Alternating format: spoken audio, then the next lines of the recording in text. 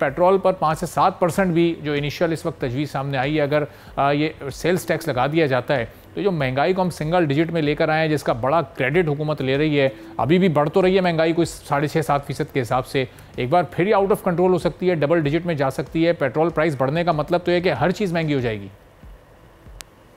देखें, petrol price जहाँ तक बढ़ने की बात है और आप जो 6 से 7%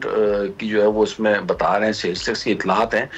मुझे लग नहीं रहा है कि इस तरह जो है वो मुमकिन हो सकेगा। 6 से 7% जो है वो बहुत ज़्यादा है। इससे तकरीबन जो है वो पेट्रोल की प्राइस में इस वक्त अगर मैं बात करूँ तो 14 से 15 रुपए जो है वो एटलीस्ट पर लीटर जो है वो इम्पैक्ट आ जाएगा, रिगार्डलेस ऑफ द फैक्ट कि इस वक्त इंटरनेशनल मार्केट में जो ऑयल की प्राइसेस हैं वो तकरीबन $72 पर बैरल के ऊपर जो है वो ट्रेड हो रही है। यानी एक निचली तरीन,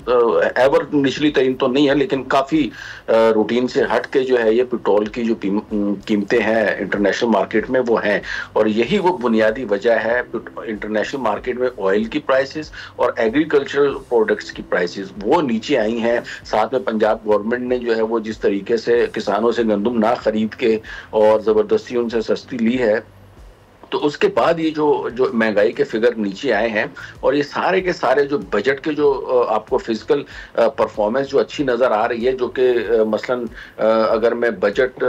डेफिसिट की बात करूं, जो प्लान था कि 6% होगा बजट का जो खसारा है, तो वो पिछले 3 महीने की अगर कारकर्दगी है वो सिर्फ 1.6% रहा है। इसी तरीके से जो प्राइमरी सरप्लस जो है वो छोड़ना था, हुकूमत ने अपने अखराजात में 2% के करीब छोड़ना था, तो वो 2.4% है। तो एक तरफ अगर देखा जाए तो ये जो फिजिकल परफॉर्मेंस हुकूमत की अच्छी है, उसके पीछे जो अनासिर कार फरमा है वो मतलब परमानेंट नहीं है। वो उनका मतलब आज और खुदा ना खासा ऑयल की प्राइसेस ऊपर हो जाती हैं या पंजाब में किसान अगर गंदम नहीं उगाते तो अल्टीमेटली ये एक मरतबा फिर महंगाई के तूफान को जन्म देंगी, जो कि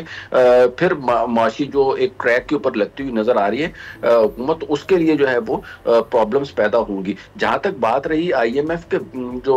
वफ्द आया हुआ है यहाँ पे, तो उसका सिर्फ ये 185-80 अरब रुपए का जो टैक्स का डेफिसिट आ रहा है, that is not a problem. Basic जो हमारा इस वक्त प्रॉब्लम है वो है एक्सटर्नल गैप, जो कि $2.5 बिलियन का है, जिसकी हुकूमत पाकिस्तान अभी तक कोई अरेंजमेंट नहीं कर पाई। तो उनकी जो विजिट का जो बुनियादी मकसद है वो यही है कि 2.5 बिलियन का गैप जो है वो हुकूमत किसी न किसी तरीके से कवर कर पाए। इसी तरीके से जो टैक्स के हवाले से स्ट्रक्चरल रिफॉर्म्स की बात हो रही थी, जिसकी वजह से परमानेंटली जो है वो टैक्स रेवेन्यू बढ़े, यानी जैसे ये ताजिर दोस्त स्कीम शुरू की गई थी और दीगर डिजिटलाइजेशन ऑफ FBR थी,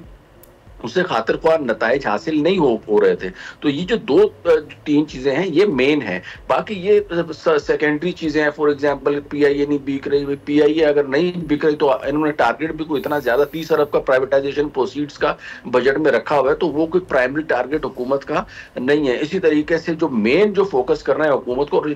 वो करना है जो 2000 अरब रुपए की कैपेसिटी पेमेंट्स हो रही है, जिसकी वजह से जो मेन फिजिकल जो